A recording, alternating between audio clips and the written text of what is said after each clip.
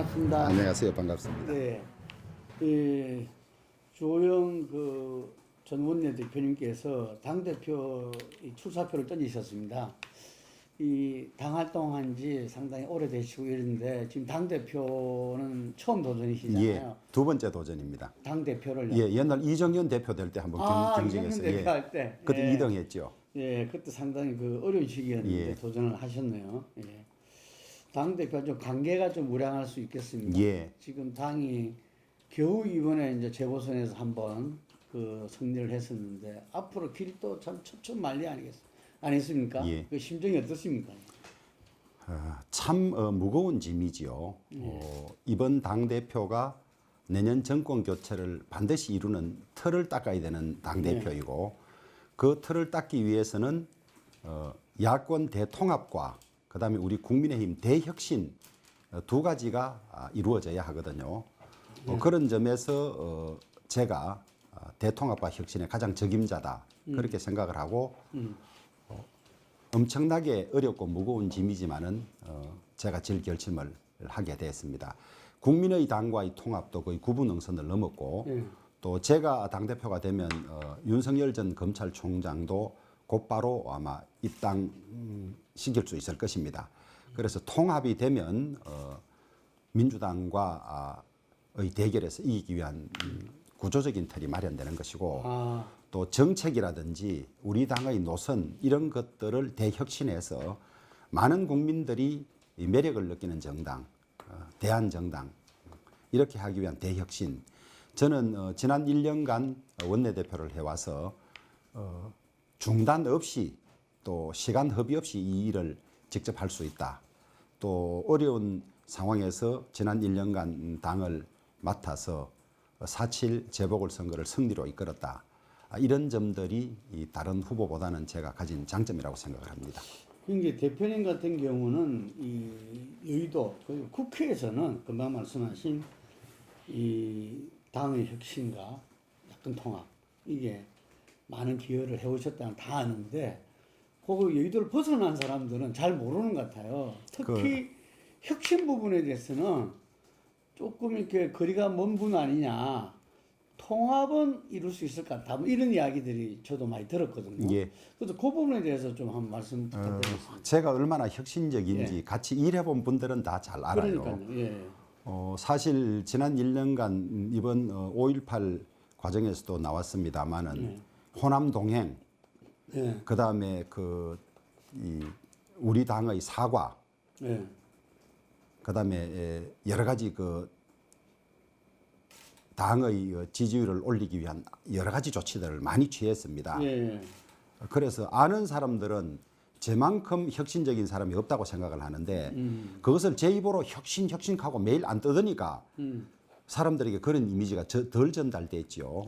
그러니까요. 저를 겪어본 사람들은 제처럼 기존 관념이나 인습에 사로잡히지 않고 합리적이고 상식적인 사람이 없다고 평가를 하고 있기 때문에 이제 그런 저의 모습을 제대로 국민에게 전달하는 게 저희 과제지요. 네. 지금 이번에는 어쨌든 여야 모두가 혁신 경쟁인 것 같아요. 이 전당대회 당대표를 뽑는 데서 저기 당선된 송영길 대표는 민주라는 당명을 빼고 다 바꿔야 된다. 이랬거든요. 그랬을 때 제가 이제 들어보니까 그 대표님은 DNA도 바꾸겠다. 라는 이야기를 갖다가 제가 들었거든요. DNA를 바꾸겠다는 것은 전면적인 혁신을 그렇습니다. 이야기하는 거잖아요. 예. 그 내용이 이제 어떤 것을 바꿀 건지. 이제 우리 당의 정체성이라는 이야기를 하는데 우리 당의 정체성이 뭡니까? 보수 정당의 정체성은 헌법 가치, 자유민주주의, 시장 경제 이런 것 맞습니다. 아니겠습니까? 그리고 전통적인 보수의 가치는 자유와 인권의 신장입니다. 근데 우리 당의 이전이 국민의 자유를 늘리는 쪽으로 정책을 했습니까? 인권을 확대하는 쪽으로 했습니까? 그게 아니잖아요. 그런 기본 가치만 확실히 지키고 나머지 우리의 기득권 또 국민들이 불편해하는 것들 모두 다 바꾸자는 거죠. 저는 그것을 DNA조차도 바꾸자는 말로 이야기를 합니다. 오로지 국민 전체에게 이득이 되느냐 국가의 이득이 되느냐 이것만 보고 나머지는 다 바꾸자. 왜 우리 중심으로 자꾸 사고하느냐.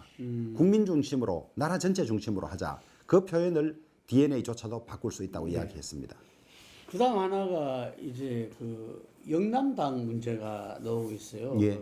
지금 김기현 원내대표 되신 분도 어쨌든 PK잖아요. 예. 울산 지역 출신인데 그래서 당 대표마저 영남이면 영남당 소리 듣지 않느냐 뭐 예. 이런 또 비판이 그렇죠. 예. 그런데 우리 당의 당직이 엄청나게 많습니다. 예. 당대표, 원내대표, 정책위의장, 사무총장, 여의도 연구원장, 대변인, 심지어 국회 부의장 많은데 이것이 모두가 한쪽 지역으로 편중되는 것은 문제지만은 원내대표 임기 1년이고 이번 당대표는 대선 후보가 뽑히는 11월 9일까지 당대표 역할을 수행하면 대선 후보가 당대표 권한을 가지게 돼 있습니다. 그런데 그 짧은 4달 동안 그 두 자리가 겹친다고 영남당이라 하는 것은 우리 당을 영남당 프레임으로 걸어서 우리 당을 말하자면 올가면은 아주 나쁜 프레임이에요. 자해행위예요. 이 선거에 있어서 영남당 프레임을 뒤집어 씌우면 자기가 유리하다고 생각되는 사람이 우리 당에 대해서 자해행위를 한 거라고 봅니다. 저는 이유는 그런 거예요. 지금 초선 의원들 혹은 또 이렇게 이준석처럼 젊은 그 친구들이 기세가 아주 높습니다. 지금 이렇게 저희도 놀랄 정도로 여론조사에 나타나고 있는데 이분들이 하는 이야기가 당의 변화를 이야기하려면 당의 얼굴이 바뀌어야 된다. 그렇기 때문에 자기들처럼 젊은 사람이나 초선이 당대표가 가장 변화를 갖다가 국민들한테 이야기해 주는 이런 이야기를 합니다. 예. 그럼 어떻게 해서 그렇게 이야기하지요. 예. 그런데 이 거대한 당, 제1야당을 이끌려면 경륜과 패기가 같이 필요합니다. 예. 패기 하나만으로 이 당을 이끌고 더구나 큰 내년 대선을 치를 수가 없어요. 그게 같이 조화가 돼야 되죠. 그래서 그런 패기와 일부 얼굴 바뀌는 것도 필요하지만은 그 얼굴 바꾼다 그래서 당 대표를 이런 것에 준비가 덜 돼 있거나 경험이 적은 사람을 쓰는 건 대단히 위험한 거죠. 그것은 당원들이 아마 선택하지 않겠습니까? 그래서 패기도 필요하고 변화된 모습을 국민들에게 보이는 것도 필요하지만은 그것을 위해서 예를 들면 누가 그런 비유를 했습니다. 그래 치면 언론이 그런 주장을 하면 1, 2년 차 기자들을 편집국장 시키지 당신들은 왜 안 하느냐고. 다 그 자리에 필요한 그 경륜과 이런 것들이 있지 않습니까? 그게 조화가 돼야 되는 것이지 당이 바뀌었다는 걸 보여주기 위한 것은 정책과 비전이나 이런 것들이 바뀌는 것이 실제 바뀌는 거지 사람 얼굴 한두 개 바뀌었다고 그 당이 바뀌는 건 아니지 않습니까? 이 일각에서 이제 이런 이야기를 하더라고. 당 일각에서는 어쨌든 간에 그 금방 말씀하신 대로 내년에 정권 탈환이 가장 중요한데 그러려면은 이 대선 주자들 플랫폼을 어떻게 구축하느냐 이게 달려 있는데 그 플랫폼이 정말 그 이렇게 범야 야권 대통합의 어떤 플랫폼이 돼야 되는데 그게 초선들이나 젊은 친구들이 할 수 있겠느냐 이런 이야기를 하더라고요. 옳은 말씀이죠. 옳은 말씀이고 제가 조금 전 그 언론 기자회견에서도 대통합위원회를 만들겠다 그랬습니다. 야권 대통합을 위한 대통합위원회를 만들고 그것이 플랫폼이 돼서 단일화를 이루겠다. 그렇게 이야기한 것도 참 어렵거든요. 단일화라는 게 합당도 해야 되고 국민의당과 합당도 해야 되고 또 윤석열 전 검찰총장도 입당시켜야 하고 또 정치할 결심을 하게 되면 최재형 감사원장도 어떻게 받아들일지 고민해야 하는데 그런 것들은 수많은 경험을 해보고 또 조정, 타협을 해본 그런 경험이 필요하거든요. 그런 점에서 제가 강점을 가지고 있다고 봅니다. 또 저는 미래한국당과의 통합도 이루어냈었고 또 국민의당과의 통합도 구부 능선 이상 지나왔다고 생각을 하거든요.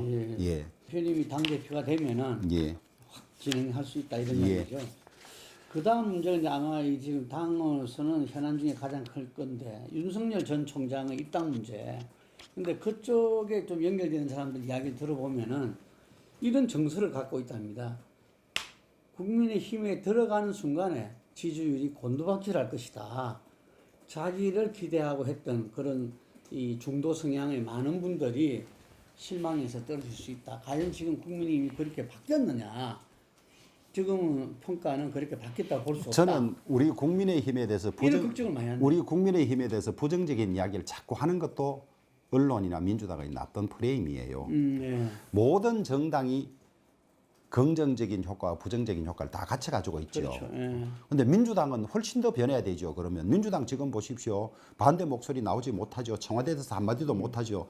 그럼 민주당이 훨씬 나쁜 건데 왜 우리 당에 지금 들어오면 우리 당이 어떻고 이런 이야기만 자꾸 하냐. 그런 말 자체를 안 쓰는 게 좋아요. 응? 그 말을 쓰는 순간에 자꾸 그런 것처럼 비춰진다고. 비춰지고 우리 당이 이 제1야당으로서 가지고 있는 큰 장점이 있죠. 그다음에 우리 당이 이 윤석열 전 총장이 우리 당에 입당하면 또 마이너스적인 효과도 있겠죠. 우리 당에 대해서 부정적인 생각을 가지고 있거나 지지하지 않은 사람들은 윤석열은 지지하지만 안 하는 사람들은 또 지지를 철회할 가능성도 있잖아요. 예, 예. 그 매사에 플러스적인 측면과 마이너스적인 측면이 있다. 있지만은 예. 그러나 플러스적인 측면이 훨씬 많을 것이다. 저는 그렇게 생각합니다. 지금 민주당에서도 지난 그 재보선 참패 이후에 뭔가 정책을 좀 조정해야 되겠다. 이런 이야기들이 많이 나오고 지금 그거 가지고 또 이렇게 내부의 문제도 많고 이런데 어쨌든 국민들은 먹고 사는 문제가 제일 중요하지 않습니까? 이렇게 대선 또 그걸 위한 또 해결 방안이 돼야 되는 거고 이런 건데 그 대표님께서는 이 핵심적인 그 부동산 2030 이 부분에 대해서 이 어떠한 비전과 정책을 준비하고 계십니까? 이제 우리 세대는 숱한 세대가 있는데 왜 하필 2030이냐 이런 불만을 가질 수가 있습니다. 그런데 2030은 소위 그 부모들 세대 4050의 문제이기도 하지요.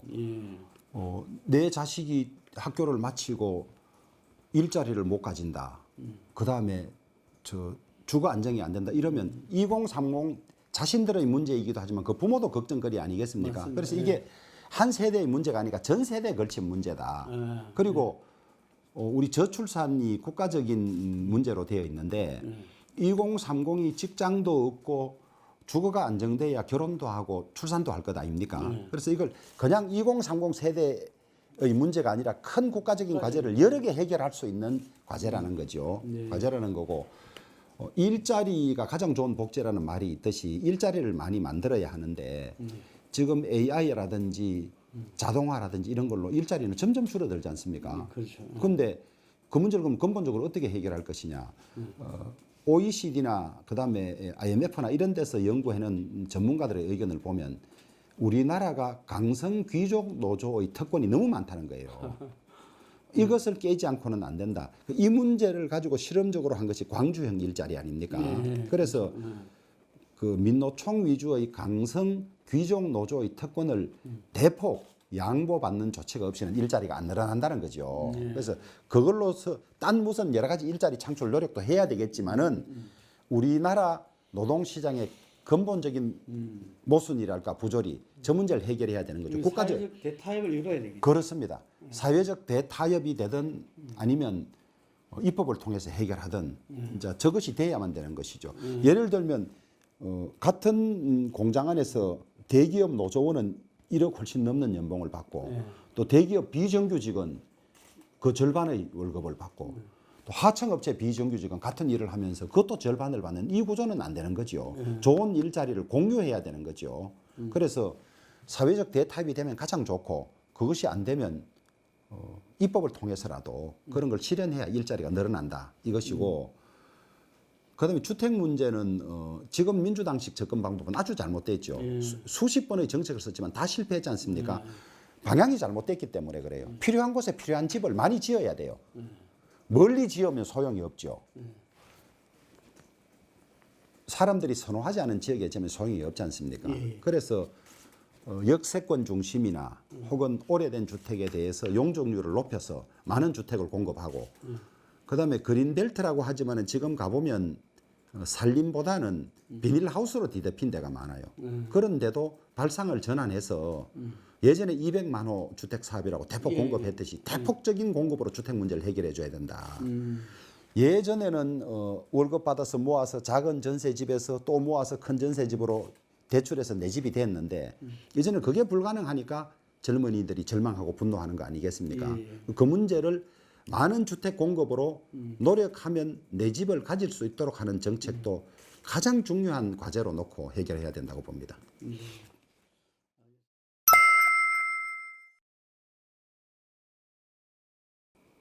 국민 여러분, 국민의힘 당원 여러분, 내년 대선은 우리 당뿐만 아니라 대한민국의 명운이 걸린 선거입니다. 민주당이 한 번 더 집권하면 대한민국은 완전히 파탄날 것이 분명합니다. 그럼에도 불구하고 권력을 잡은 사람들은 입법, 사법, 행정을 장악하고 언론을 장악하고 해서 아마 대선에서 권력을 놓치지 않기 위해서 온갖 수단을 다 동원할 것입니다. 우리가 4.7 재보궐선거에서 한 번 이겼다고 방심해서는 안 됩니다.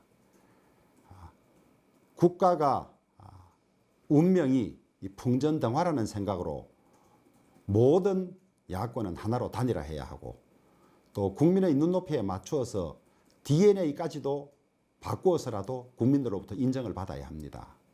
그 일은 저 주호영이 제일 잘할 수 있습니다. 상식에 기초한 합리적인 결정, 지금까지 해왔던 통합의 정치, 미래한국당과의 통합, 또 국민당과의 통합, 제가 이루어냈고 또 이룰 수 있습니다. 윤석열 전 검찰총장까지도 단일화에 참여하는 단일 플랫폼을 만들어서 국민들의 마음을 하나로 모으겠습니다. 그리고 우리 당이 가지고 있는 부정적인 이미지, 또 기득권적인 이미지 모두 불식하고 국민들이 흔쾌히 매력을 느끼고 대한정당으로 인정하는 당을 만들어서 정권교체에 제가 앞장서도록 하겠습니다. 제가 지금까지 해온 정치 또 여러 가지 성과들을 보시고 판단해 주시기를 간곡히 부탁드립니다. 고맙습니다.